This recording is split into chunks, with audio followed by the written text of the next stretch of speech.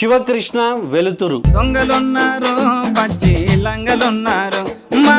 నీతిగా నిజాయితీగా డబ్బులు సంపాదించడానికి అనేక మార్గాలు ఉన్నప్పటికీ వినాశుంటే లఫుట్ గాన్ల బుద్ధి మందగించి బుద్ధి గడ్డి తిని గరీబోళ్ళ పొట్టగొట్టి వీళ్ళ పొట్ట నింపుకుందామని అనుకుంటున్నారు. నమ్మలేని రంగులలో దొంగలున్నారు, పచ్చి లంగలున్నారు. వీడు ఫోక్ ఇండస్ట్రీలో జర పాపులరే. శివకృష్ణ వెళ్తారు ప్రొడ్యూసర్ దగ్గర 2,25,000 ప్యాకేజ్ మాట్లాడుకొని తీసేసుకున్నాడు అమౌంట్. సాంగ్ లో చేసిన ఏ ఒక్క ఆర్టిస్ట్ కూడా ఇంతవరకు పేమెంట్ ఇవ్వలేదు. దొంగలున్నారు. నువ్వు రైటర్స్ గా అవకాశం ఇప్పిస్తా, నటీనటులుగా అవకాశం ఇప్పిస్తా, హీరోగా అవకాశం ఇప్పిస్తా అని చెప్పి రెక్కాడితే గానీ డొక్కాడని అనేక మంది పేదల దగ్గర డబ్బులు వసూలు చేసి ప్లేటు పిరాయిస్తే చూసుకుంటా కూసుంటాం అనుకుంటున్నావా? నువ్వు ఎక్కడున్నా నీ మెడలు మిడుసులు వంచైనా సరే ఎవరు డబ్బులు వాళ్ళకి తిరిగి ఇప్పించేస్తాం. 5,83,000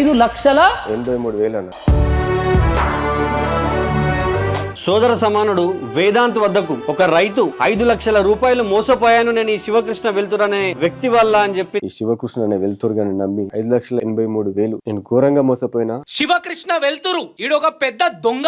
ఆధారాలతో సహా తను బయట పెట్టడం జరిగింది, మాట్లాడడం జరిగింది. మరి తాను స్పందించిన విధంగానే ఈ ఫోక్ ఇండస్ట్రీలో ఉన్నటువంటి మిగతా కళాకారులందరూ కూడా స్పందించాల్సిన అవసరం ఎంతైనా ఉంది. ఎందుకు ఇంత సీరియస్ గా తీసుకోవాల్సి వచ్చింది వీడి విషయం అని అంటే, వీడు మోసం చేసింది బలిసినోళ్ళని కాదు, గరీబోళ్లను. కళామ తల్లి మీద ప్రేమ ఉన్నటువంటి గరీబోళ్లను, చిన్న పిల్లలను, మహిళలను, రైతులను మోసం చేసినందుకు గాను ఈ విషయాన్ని సీరియస్ గా తీసుకోవాల్సి వచ్చింది. శివకృష్ణ వెళ్తురు పరిచయం అయ్యిండు. సాంగ్ వినిపించి మంచిగా చేస్తా, చూసుకుంటా, సూపర్ ఉంటది. 1,50,000 తీసుకున్నాడు. శివకృష్ణ వెలుతురు 1,20,000 అడ్వాన్స్ ఇచ్చాను సాంగ్ గురించి. 3 months అవుతుంది, సాంగ్ రాలేదు. 6 months అయింది, సాంగ్ రాలేదు. సంవత్సరం అయినా పేమెంట్ ఇవ్వట్లేదు. నాలక యూట్యూబర్లు ఎవరు లాస్ కావద్దు. ఆధారాలు లేకుండా నేను ఈ విషయం మాట్లాడతలేను. ఓ శివకృష్ణ వెలుతురు, బాధితుల వద్ద నుండి అనేక ఆధారాలను సేకరించిన తర్వాతే నేను ఈ వీడియో ముందుకు వచ్చి నీ గురించి మాట్లాడుతున్నా. కాబట్టి తప్పకుండా ఈ విషయం గురించి నువ్వు స్పందించాల్సిన అవసరం ఉన్నది, మాట్లాడాల్సిన అవసరం ఉన్నది. జాగ్రత్త.